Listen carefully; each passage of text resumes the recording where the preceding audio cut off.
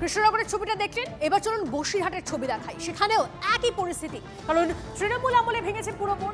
বসিরহাটে নাগরিক পরিষেবা একেবারে শিখে, প্রশাসক বসিয়েও সুরাহা হচ্ছে না। অভিযোগ বাসিন্দাদের, পুরসভায় এসে খালি হাতে ফিরছেন সাধারণ মানুষ, মিলছে না সার্টিফিকেট, এলাকায় আবর্জনার স্তূপ, জমা জলে চরম দুর্ভোগ। টিভি9 বাংলার ক্যামেরায় ধরা পড়ল সেই অব্যবস্থার ছবি। ট্রিপল চাইতে গিয়েও খালি হাতে ফিরছেন অনেকে। দুর্নীতির অভিযোগে 8 মাস আগে অপসারিত হন চেয়ারম্যান, তারপর দুবার প্রশাসক বদলও হয়, কিন্তু ছবি বদলায়নি। বসিরহাট পুরসভায় পরিষেবা না পেয়ে অথই জলে নাগরিকরা। জল নিকাশে সুবন্ধ ব্যবস্থা নাই, বাথরুম ঘরে খুব দুর্গন্ধ ছুটছে, আমরা ওখানে থাকতে পারছি না। আমরা ওখানে স্থানীয় ব্যবসাদার, আমরা বাজারের ভিতরে খুব কষ্ট করে দিন যাপন করছি। আমি এই একটা পেপারের জন্য আসছিলাম বাবা, তো আমাদের তো এখন সে পেপার দেবে না। কি বলছে? বলছে যে আবার আসলে তাই দেবে। মানে আমার ছেলের জন্ম সার্টিফিকেট ডিজিটাল করতে দিয়েছিলাম, তো সেটা নিতে এসেছি, বলছে যে এখন পোর্টালে কাজ বন্ধ আছে, এখন কোনো কাজ হচ্ছে না। আমরা ইমিডিয়েটলি চাইছি অন্তত পরিষ্কার পরিচ্ছন্নতা করে অন্তত জলটা নিকাশের ব্যবস্থার জন্য।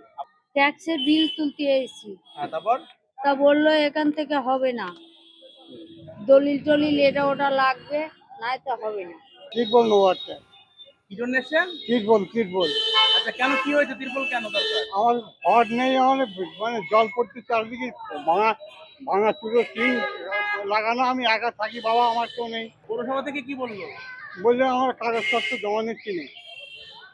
কেন নিচ্ছে না? কেন নিচ্ছে না তো কি বল। পূর্বতন সরকারের সময় থেকে দুর্নীতির দায়ে এখানকার যে চেয়ারম্যান ছিলেন অদিতি মিত্র, তিনি বরখাস্ত হয়েছিলেন।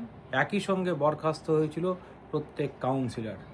আর সেই সময় থেকে পৌর প্রশাসক দিয়ে চলছে আজকের বসিরহাট পৌরসভা।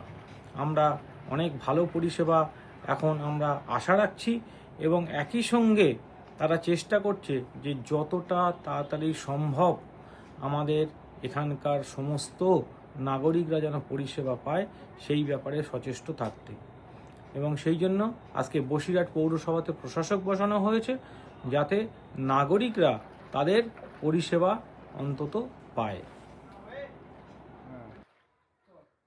এটা বলতে পারি যে বসিরহাট পৌরসভায় যে সকল নাগরিক পরিষেবা দেওয়ার প্রয়োজন আছে বা যেটা কন্টিনিউ করে আসছে, কোনোটাতেও কোনো ঘাটতি হবে না।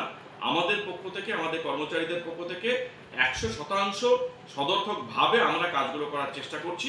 যদি কোনো কিছু হয়ে থাকে বা পেয়ে থাকেন আপনারা খবর আমাদেরকে জানান, আমরা অতি দ্রুততার সঙ্গে তার কিন্তু ব্যবস্থা করার চেষ্টা করছি।